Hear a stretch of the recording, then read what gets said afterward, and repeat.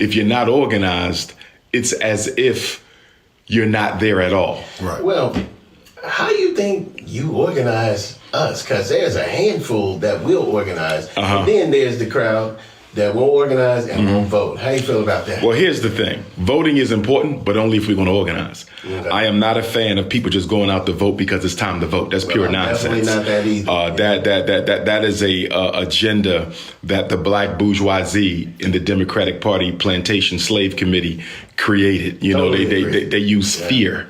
Totally. They use fear to force people out to vote. We're the only people in the country who vote out of fear. Right. Everybody else votes out of concession, out of demand, out of need, out of resource. Black people vote out of fear. Right. So if he's an Asian, he's going to vote because something's coming to the Asian community. Right. He's an East Indian, he's going to vote because something comes to the Indian community. He belongs to a labor organization or professional association. Right. He's going to vote because something's coming to his organization. That's right. I'm black. I'm not getting nothing. Nothing that they're getting is coming to me. Right. I'm purely voting because the black bourgeoisie of the Democratic Party has told me, if you don't, things will get worse. Look at the difference now. Everybody else is voting to gain.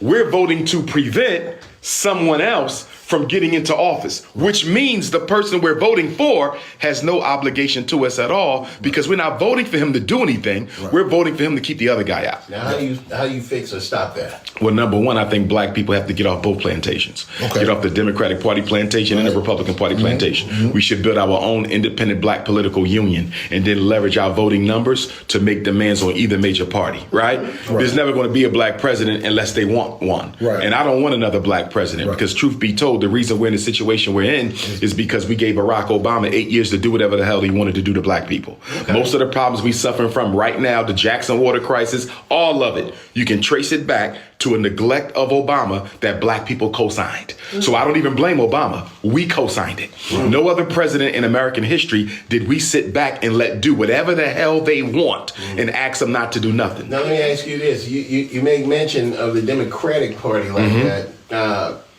What are your thoughts about this Republican Party? Well, both of them are demons. Okay, well, both of them are demons. I want to know where you're going with it. That's why I said earlier, we need to start our own black political union or our own black political party. The most honorable Marcus Garvey, in his days in New York City, he started the Black People's Political Union. Because I'm of the opinion you don't necessarily need a party. Now, in Jackson, you can have a party because you're in the majority. Wherever we're in the majority, do the party because you can win. Right? If you're not in the majority, do the union so you can influence whoever does win. As long as Democrats know they get our vote no matter what, as long as Republicans know they don't no matter what, we'll never be taken seriously by either candidate. It's like walking into a supermarket and paying for groceries that you haven't even taken off the shelf yet. That's exactly what we do every election. Look at President Joe Biden. President Joe Biden, 1 year before the election, said that the #1 civil rights issue in America was transgender equality. He tweeted this 1 year before he got elected. Black people didn't say nothing. We voted him in the office. What was the first thing he did when he took office? He passed the transgender equality bill. I think that happened because everybody was sick of Trump, okay? And they were just like, but that's our problem. But that's our problem because we reduce the machine of racism to individuals. Racism is not an individual. Donald Trump is not racism. He is a racist, but he is not the system. What they have done to black people's political demise, if they have brainwashed us and convinced us that racism is a individual personality disorder. It is not. Racism is a group system developed by white people to disenfranchise all black people so they can control resources, opportunities, and privileges. All white people are racist. Everyone. Because everyone. There's no white person who's not a racist. Let me finish this point because I want to make sure you understand this. When I say all white people are racist, that doesn't mean that they're all bigots. There's a difference between being a racist and a bigot. A bigot, I hate you because you're African. A bigot, I want to kill you if I can. A bigot, you're the N-word to me. A bigot is emotionally committed to your destruction because you are black. The racist is committed to control of the resources and opportunities and privileges that you need in order to survive. In other words, I can like black people and still be a racist. Because my racism is not about hating you. It's not about something being wrong with Africa. It's not about your inferiority. My racism is about one thing. keeping white people in charge. Gotcha. And this is why black people don't understand racism. We think white people got to hate you to be a racist. No, they don't. They simply have to be invested in what? The disproportionality, the inequality, the racism, the discrimination, keeping the resources in white hands. That's all racism is about. It has nothing to do with personal relationships. And this is why when black men lay down with white women or black women lay down with white men, your mate is still a racist. That's sex. That's a family. That has nothing to do with their obligation to keep white people in charge. Gotcha. Now, I say all the time that Mississippi government is just pure racist. Of course it always has been. Right. And they really snuck this bill through before anybody could do anything about it. And then it just pops up out of nowhere. And now they want to change everything. And the bill got passed. So what do you think about this? As far as the Mississippi You're absolutely right in what you're saying. But again, I'm not going to single them out because they're all racist. Right. You understand? So racism is a fact of reality for African people. This country and the whole world is run by power politics. Right. So the question Black Jackson and Black Mississippi has to ask itself, how do we develop our power politically and economically and socially so we can push back against some of these things? Because if you don't own nothing, if you don't control nothing, if you don't even have your numbers together so you can force your agenda, you're going to always be the victim of everybody else's agenda. Right. So the question becomes, what are we doing wrong that we cannot influence what they do? That's the question. And to that point, I would argue that we as black people have gotten so complacent and comfortable with the toys of white society that most of us are okay being on the bottom as long as we can watch the Super Bowl and get on TikTok. You understand? So racism has created this little box of existence for black people that we are comfortable in. I always say the big difference between black people and white people are in the pursuit of power, black people are in the pursuit of money. Yep. Because like there are few black people in the legislature, and anything I feel like they put out or try to vote on is going to get turned down anyway because they're outnumbered. Yeah. And there's another reason for that too. Number one is because they're black and they're outnumbered, as you said. Number two, they're all married to the Democratic Party. That's number two. You understand? So let us be honest. Let us make sure we frame the argument correctly. Hold on, let me finish this. It's not just about they're against us because we're black. That's number one, hands down. But on top of that, you belong to the enemy gang. You belong. So you're not just coming here fighting for black people. Right. You're coming here fighting for the Democratic Party of Mississippi's agenda in the name of black people. Do you see that? Right. So if I already got a big fight on my hands, being black, why am I going to add the Democratic Party of Mississippi's agenda on my back too?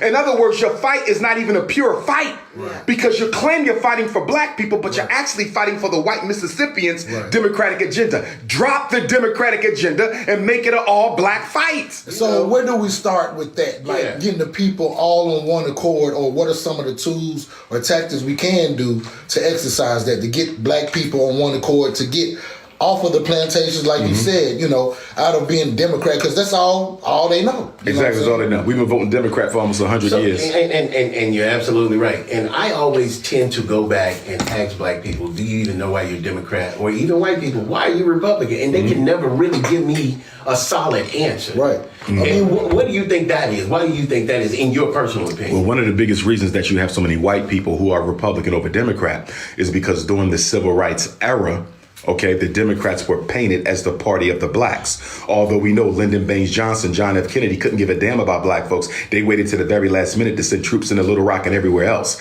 You understand? So it was never about caring about black people, but they end up getting forced into it because once America started playing international police around the world, they had to clean up their image. And part of cleaning up that image is making white people accept black people through desegregation. So in the Democrats being effectively painted by the Republicans as the party of black people, after Lyndon Baines Johnson left office, Nixon, Ford, nearly every president thereafter except Jimmy Carter, who was a Southern Georgia Democrat. Everybody else was a Republican up until Clinton. You understand me? So there was a national white backlash against the civil rights era. They wouldn't elect another Northern, or should I say they wouldn't elect another Democrat after Carter until Clinton. Yeah. So most of your presidents post-civil rights have been what? Right. Republican. On purpose, because white people see Democrats as a party of blacks, even though it's not. The problem is we also see them as the party of blacks, and they're not. Democrats are very clever because what they do is they manipulate Republican racism against blacks to the benefit of the Democratic Party. So for example, let's take the George Floyd police bill. Still hasn't been passed, right? hasn't. No. When the Democrats had a majority in Congress, it still didn't get passed. Nope. When the Democrats were in charge, it still didn't get passed. You know why? They didn't want the George Floyd bill any more than the Republicans. But what they did was they do what? They wait until the Republicans have a majority, then they bring it up for a vote. Okay. So now when it doesn't pass, the Republicans kept the George Floyd bill. So they had fault. Yeah. But what about when you was in the majority? Right. Why didn't it come to the floor when you had a chance to pass it? Because you didn't want it either. So what the Democrats do is they stifle anything that benefits black people while they're in charge. And they wait till the Republicans come out, and then they enter it when they know it's not going to pass. Yeah. That's how they control us. We are literally under a two-party dictatorship. Black people suffer from the illusion of inclusion. Yeah. And that's what keeps us loyal to the Democratic Party or the Republican Party. Get off of both of them. Right. No white racist Republican Party is ever going to free blacks. How do you start this situation that you're talking about starting? Organize. Okay, I understand that. But how do you organize in a city like Jackson, Mississippi? Because we're going to door to door the same way we did it 75 years ago. You know what I'm saying? Like, then fight them. Right. That's the black bourgeoisie. They're the gatekeepers. Right. And what you also got to understand too is in a state like Mississippi, the Democrats are only 2 stones throw away from being Republicans themselves. Right. That means your black Democrats have relationships with white Democrats who have agendas that are antithetical to black people's progress. And also your black Democrats have relationships with white Republicans that are antithetical to black people's progress. So we have to understand that behind closed doors, although it looks like a war in public, there's deals being made between black Democrats and white Republicans behind your back that keep us where we are. Okay. That's the history of black politics post-King. Right. So you have to do an investigation in all black elected officials from the top to the bottom and find out who's financing the campaign. Because until you know who's financing people's campaigns, you don't know whose agenda they're carrying out. Yeah. I don't believe in he's black, she's black. I don't play that. That's right. Show me the list of your campaign contributors and I'll know whether you black or not. Okay, all right. So you mentioned earlier about black people really just searching for money. Yes, we're in pursuit of money. This is a reason that we can't join together, especially in a state like Mississippi where everybody's pretty much poor. And they get an opportunity to come along and maybe backstab a situation that they might have been doing some good work in, but some money comes along and it changes everything. There's an elder of mine in Philadelphia whose name I'm forgetting. She's a published author and professor at one of the universities in Philly, retired now. Mm-hmm. She said black people are the only people who don't have a racial ego. Mm-hmm. We don't have a racial ego. Right. We have a Christian ego. We have a Muslim ego. Right. We got a Democratic ego. We got a Republican ego. We got a gang ego. We got a sorority ego. We got a Masonic ego. We don't have a racial ego. Yeah. So there's nobody who's defending the best interests of the race, who's looking out for the best interests of the people. Right. Everybody is sectarian, even when it comes to politics. The mere fact that some of us are Republicans and some of us are Democrats speaks to the fact that we're fighting somebody else's agenda. We got a Democratic ego and we're not even white people, but we don't have a black ego. Right. So what you're going to have to do is reconstruct the collective consciousness of African people. You're going to have to do that one African at a time. You got to start bringing us together. We got to organize the old way. Forget social media. Okay. You're never going to organize black people by using TikTok, Facebook, and Instagram. We got to organize the old school way. Door to door, we having a meeting tonight. Coming out, we're going to feed you. You got to feed black folks so they're not going to come.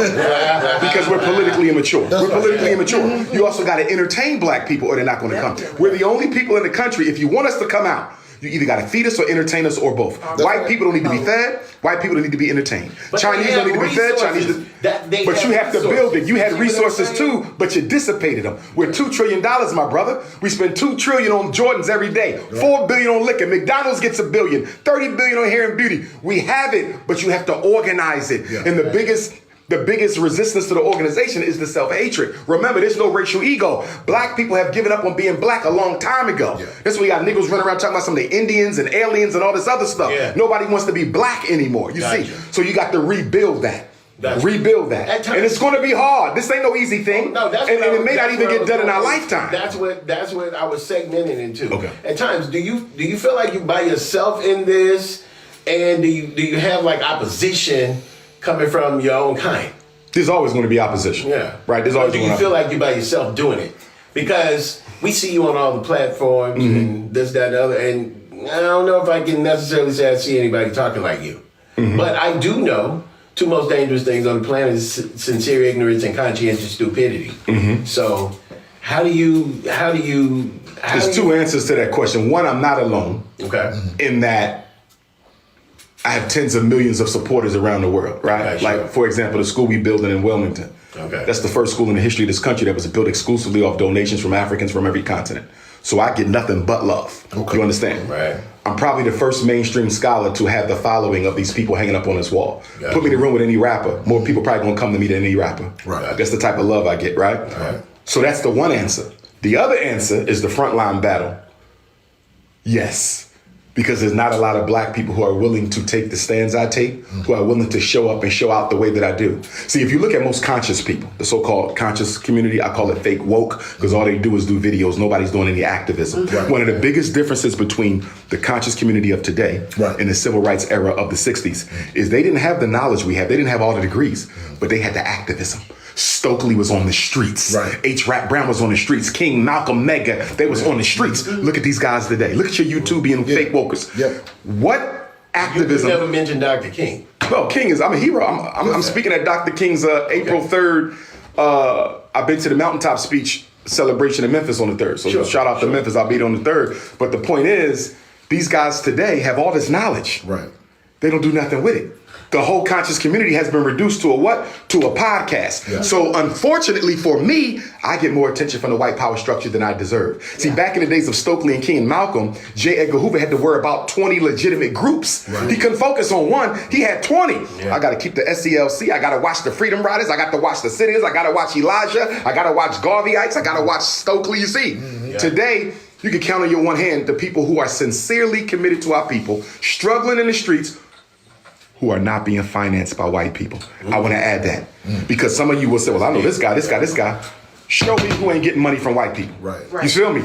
I can't name one group. Let me take that back. I do know a few. New Black Panther Party, Fred Hampton Gun Club, there's groups, right? The UNIA, the Garvey movement, there's different groups.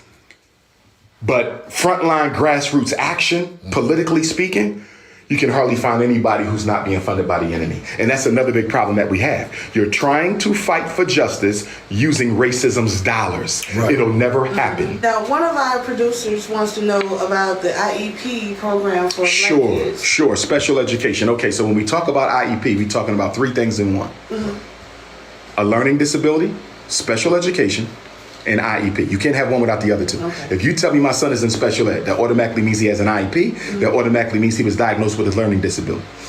Federal special ed law, because special ed is a federal law, a federal program. There's 13 disabilities, right? So there's autism, intellectual disability, emotional disturbance, speech and language impairment, orthopedic impairment, multiple disability, other health impairment, the children who are deaf and blind, the hearing impairment, there's 13. But the ones they use on black kids the most are intellectual disability, reading and math disability, emotional disturbance, and ADHD for other health impairment. Now, what do those four disabilities have in common? They're the four disabilities under special ed that are the most subjective and dependent on people's opinions. If you tell me your son got a reading disability, I'm gonna ask you to prove it. You're gonna say, well, he has trouble comprehending. I'm gonna say, how much practice does he get? How good of an instruction does he get? What quality of school did he get? Most black kids in special ed are in special ed for reading disabilities. You know why? Because they not read at home. Their parents, they got no damn books in that house. They don't go to the library. They own this. This right here is destroying black America. The cell phone. It's destroying black America. They're all over social network, all over video games, but you fell in 2 and 3 classes. And for the life of me, I'm trying to understand why you got black kids in Mississippi who can't read, but they got a video game system in their house. Exactly. So yes, the system is destroying our kids on purpose. They're using special ed to turn black people into a permanent underclass, but they're doing it with our permission because we have gotten comfortable with mediocrity. Most black people are okay with our children being mediocre. And if anybody disagrees with that, I'll say, show me the black city in America that values academic excellence. I don't see it. All I see is attention paid to money, attention paid to these goofy ass gangster rappers, attention being paid to celebrities and entertainers. We do not value academically excellent children. Because most parents, they'll feel like, well, as long as my child do better than what I did. They have that mentality. And that's sad. Yeah. Because if you were already sub-zero, if he's just -0, you consider that progress, but he's still drowning. But that's the mentality. That's the mentality. That's why when I originally came up with the FDMG concept, I wanted to be a residential school. We can't afford that right now, right? So we're going to be a day school. Okay. But ultimately, we're going to grow to be a residential academy. Okay. Because I don't want to send the kids back to the homes. The homes is where the toxicity is. It is. As somebody who's a mobile therapist, I go into a house, I see a white Jesus still. We still got white Jesus. No books, video games, cell phones, fake hair, Air Jordans, everything, but nothing to promote academic excellence. We are failing our children as much as the system, which is why I always say, if it was up to me, I wouldn't diagnose kids, I'd diagnose their parents. Yeah. Right. Wow. He would not have that reading disability if they didn't have a parent with disability. What would you say to the parents that would think like, oh, you want a residential school and you're not taking my baby away? What would you say to them? Keep your baby. I'm not here to fight nobody. You understand? If you want, I ain't here to fight nobody, brother. One thing about me, I will not be convincing anybody to send a child to my school. If you come willingly or not at all. Yeah. Now, what is your end game with being here today for Free the Water, Free the Land? To raise the consciousness, to motivate black people in Jackson to come together and understand that this only happened because we allowed it to. I don't like the fact that a lot of black people like to deify racism. And what I mean by deify racism is you get black people say the reason why they was able to keep that crack capital district is because God basically gave them the power to do it over us. In other words, we don't like to look at the role we play in the oppression we suffer from. And there's too much deification of oppression. It begins with the black church, obviously, right? And I'm not against the church because I'm a descendant of AME pastors, right? But the situation is we approach our political problems the same way we approach our religious problems. That's right. Everything is viewed through a Christian lens, a Muslim lens, a Jehovah's Witness lens. You can't do that. Why? Because the Bible is not a political manual. Right. It's a religious one. The Quran is not a political manual. It's a religious one. Nothing's wrong with it. But you don't go to those books to solve problems created by racism because racism didn't exist the way it does now in the times of Muhammad ibn Abdullah and Jesus ibn Joseph. So we got to solve these problems using the best Bible of all, and that's the human intelligence of our active minds. You see, so when we start looking at political problems from a religious lens, we start scapegoating God for our lack of responsibility. Let me say that again. One of the biggest psychological problems in Black America, we love to scapegoat God for our lack of responsibility. God must have done that. Let's pray harder. I pray every day. I'm a praying person. But I also understand that the God I serve does not work for me. God works through me. And if I don't work for myself, God will never help me. And the problem with black people is we have a learned self-helplessness mindset that makes us think we can't do nothing until God works first. God is the power that works through you. God don't work for you. There you go. There you go. That's right. What do you want to say on this platform to the African American race as a whole? The African race. African American branch of the African race. African race. Okay. What we are going through is of our own doing. We can reverse it if we make up our minds to do it. But you will never do this unless you become economically disciplined. That's our Achilles heel. Black America is the only undisciplined ethnicity in the entire country. We have never, in the post-Dr. King era, weaponized our money for our benefit. Whenever we talk political problems for black people, we will talk voting all day long, but we never talk about organizing our money. Why we can talk all day about voting, but we can never talk about using our money to leverage our political power? Because the average Negro, be he a billionaire or a broke man, isn't interested in committing his money to the liberation of black people. We are financially selfish and we're suffering politically because of it. Now, do you think that's an incurable disease? Nothing is incurable. Okay. Nothing is incurable. All right. But here's the question.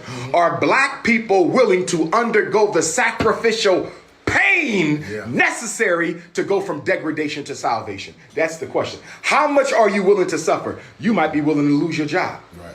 You might be willing to lose your house. You might be willing to lose your life.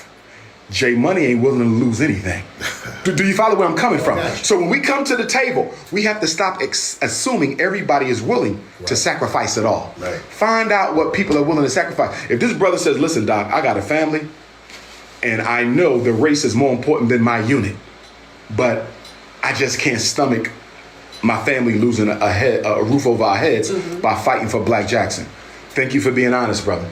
So I know there's certain meetings I'm never inviting you to. There's certain pieces of information you never get because you just told me you will flip. You will flip if the power structure threatens your mortgage. You see? But it's okay because he was honest. I know how to use them. The problem with us, we're not honest. We'll walk into the room acting like I'm willing to die when your ass ain't even willing to pay $5 for freedom. Right. You see what I'm saying? So if we know where everybody is, we can plug them in as we need it. You think all white folks is committed to the same level? They all committed to white supremacy, but they all have different levels of commitment. Some are willing to die for white supremacy, others not so much. But because they're honest with each other, they can plug them in where they go. Gotcha. We got to know people's level of loyalty. Gotcha. You see what I'm saying? Your application for the community organization plan, put a scale on there, 1 to 10. Right. How much are you willing to live, to die, to go to jail for this? 1, circle. 2, no answer is wrong. Tell them no answer is wrong. We just got to know how we can use you. Right. You got some black millionaires in Mississippi, right? They want to help, but they're not willing to lose their comfortable life. No problem. You never come into an inner council meeting, but I need you to do this over here. I need you to finance this over here. Even with our black celebrities, what are you willing to do? You follow me? I hope it's more than just finance documentaries on people murdered by police, because that's all the hell they've been doing. Every time somebody get murdered, they finance a documentary. Can somebody please explain to me how much police brutality has slowed down because of documentaries over killed blacks? It's not. Power responds to what? Power. It don't respond to documentaries. It don't respond to votes. It don't respond to marches. It responds to power. Get some. We appreciate it, man. I wanted you to let everybody know how important it is for people to support black. And for the black dollar to circulate in the black community. Show me a politically devastated people. I'll show you an economically devastated people. Show me an economically strong people. I'll show you a politically strong people. Your economic situation and your political crisis, they go hand in hand. They the top and the bottom. They the yin and the yang. And unfortunately for us, because we're not economically disciplined enough to use our money to benefit our liberation, we never talk economics. Think about all the conversations you've seen on TV. The revolt summits, CNBC reports, black church gatherings. We always talk about we need to vote. You hear about voting 99% of the conversation. You never hear about we need to invest our disposable income into creating our own institutions. For example, we love to celebrate Black Wall Street, don't we? Tulsa, Oklahoma, 101 years ago, bombed to the ground, right? Yeah. We used to celebrate Wilmington, North Carolina. There's a documentary out on the Black Wall Street of Wilmington. Rosewood, Florida. Charleston, South Carolina. You had Black Wall Streets all over the country. Strong. But check it out. Here's the hypocrisy of black people. Why we keep on worshiping and praising these Black Wall Streets of a century ago when we have failed to create one in this century? Right. Do you realize there's not a black city in this country? We're 50 million across 50 states. 50 million across 50 states. You can show me a single city where we own independently, not white finance or government grants, independently, black school to educate the people, black hospital to save the people, black supermarket to feed the people, black bank to invest in the people. How is it possible? We are a $2 trillion people, the richest Africans in the world. We are the 10th most powerful economy on earth. Black America alone. You ain't got a single black Wall Street to call yours. Wow. Chinese can come 5 years, they got one. They got one. Arabs can come 5 years, they got one. Why you ain't got one? It ain't exclusively due to racism. It's due to the economic selfishness of black people. We are not yet ready to put our money where our mouth is. All right, man. We definitely appreciate you. As I said, I'm related to Frederick Douglass. I'm a kin, not a descendant. Okay. His first cousin is my 4 times great grandfather. Okay. My 4 times great grandfather, Stephen Henry Bailey, his mother, my 5 times great grandmother, young Betsy, Frederick Douglass's aunt. She was sold into slavery from Maryland to Mississippi. My grandfather, Stephen, never heard from her again. Right? So she's buried somewhere. So for me, Mississippi is personal. And she's one of the few ancestors who was sent from Maryland to Mississippi while she was still a youth. Right. And we never heard from her again. So she's buried somewhere in this soil. Well, you'll find it. I want all your listeners, make sure you donate to the Frederick Douglass Marcus Garvey Academy. Do that, yeah. Tax exempt. It's tax exempt. Hit your Cash App, $FDMG School. $FDMG School. Hit your PayPal. PayPal.me/FDMG Academy. PayPal.me/FDMG Academy. If you want to send a check or money order, make it out to FDMG Academy, P.O. Box 9634 Wilmington, Delaware. 9634 Wilmington, Delaware, 19809. Black parents who have issues with your children, if you need expert consultation from an expert school psychologist, you can reach me by email, drumarjohnson@yahoo.com. You can reach me by website, drumarjohnson.com, or you can reach me by cell phone. Text message only. Do not call me because I don't answer numbers I don't recognize. Text message only. 215-989-9858. 215-989-9858. And also, I want to say this, if you want to work at the Frederick Douglass Marcus Garvey Academy, send me your resume. We are an independent school. Don't worry about being certified because private schools have a separate certification process. Send your resume to fdmgresumes@gmail.com, fdmgresumes@gmail.com. We need math and science and language and social studies, but we also need sisters who could do natural hair to teach our girls. We need men who know gun training, African martial arts, how to build websites, do documentaries, how to go hunting, how to go fishing. We're going to make our boys into men, the black men that black women need so we can shut down this snow bunny crisis. Today, 3 o'clock, Jackson, Mississippi, King Kong Consciousness is in the building.